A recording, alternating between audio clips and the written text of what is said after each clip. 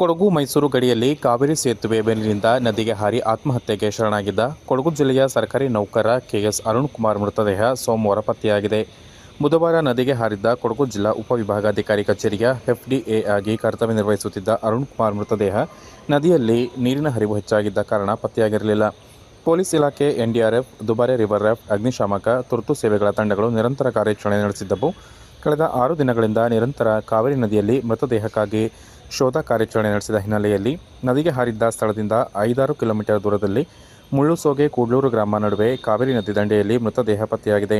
ಕುಶಾಲನಗರ ಸಮುದಾಯ ಆರೋಗ್ಯ ಕೇಂದ್ರದಲ್ಲಿ ಮರಣೋತ್ತರ ಪರೀಕ್ಷೆ ನಂತರ ಮೃತದೇಹವನ್ನು ವಾರಸುದಾರರಿಗೆ ಹಸ್ತಾಂತರ ಮಾಡಲಾಯಿತು. ಈ ಸಂದರ್ಭದಲ್ಲಿ ಡಿವೈಎಸ್ಪಿ ಗಂಗಾಧರಪ್ಪ, ಕುಶಾಲನಗರ ನಿರೀಕ್ಷಕ ಪ್ರಕಾಶ್, ತಹಶೀಲ್ದಾರ್ ಕಿರಣ್ ಗೌರಯ್ಯ, ಠಾಣಾಧಿಕಾರಿಗಳಾದ ಚಂದ್ರಶೇಖರ್, ಮೋಹನ್ ರಾಜ್ ಸೇರಿದಂತೆ ಶೋಧ ಕಾರ್ಯದಲ್ಲಿ ತೊಡಗಿದ್ದ ವಿವಿಧ ತಂಡದವರು ಹಾಜರಿದ್ದರು.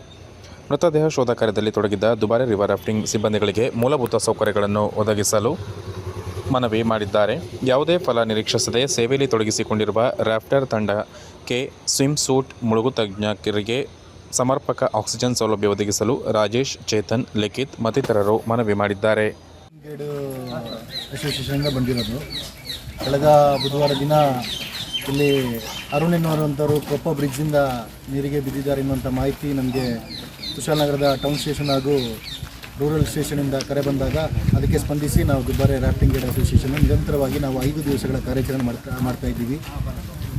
AC ಕಚೇರಿಯಲ್ಲಿ ಕೆಲಸ ಮಾಡುತ್ತಿರತಕ್ಕಂಥ ಅರುಣ್ರವರ ಮೃತ ಶರೀರವನ್ನು ಹುಡುಕುವಂಥ ಕೆಲಸದಲ್ಲಿ ನಾವು ಕೂಡ ನಿರಂತರ 5 ದಿನಗಳ ಕಾಲ ಕಾರ್ಯಾಚರಣೆ ಮಾಡ್ತಾ ಇದ್ದೀವಿ. ನಿರಂತರವಾಗಿ 5 ದಿವಸಗಳ ಕಾಲ ನಾವು ಕಾರ್ಯಾಚರಣೆ ಮಾಡ್ತಾ ಇದ್ವಿ. ಇವತ್ತು ಅದಕ್ಕೆ ಒಂದು ಅಂತಿಮ ಸ್ಪರ್ಶತೆ ಕಾಣಿಸುತ್ತಿದೆ ನಮಗೆ.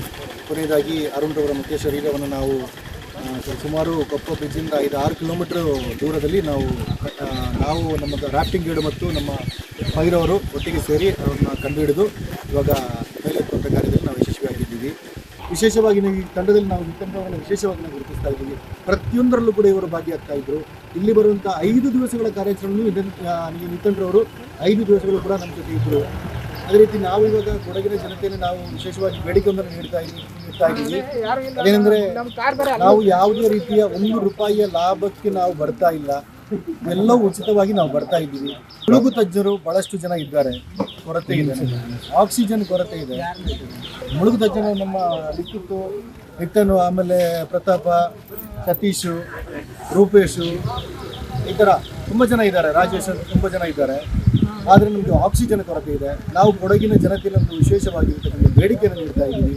ದಯವಿಟ್ಟು ಯಾರಾದರೂ ಮುಂದೆ ಬಂದು ನಮ್ಮ ಈ ಒಂದು ತಂಡಕ್ಕೆ ಒಂದು ಆಕ್ಸಿಜನು, ಅದೇ ರೀತಿ ಒಂದು ಸ್ವಿಮ್ಮಿಂಗ್ ಸೂಟು ಯಾರಾದರೂ ಕೊಡುಗೆಯಾಗಿ ನೀಡುವಂಥವ್ರು ಇದ್ದರೆ ದಯವಿಟ್ಟು ನಮ್ಮ ಜೊತೆ ಸಹಕರಿಸಿ.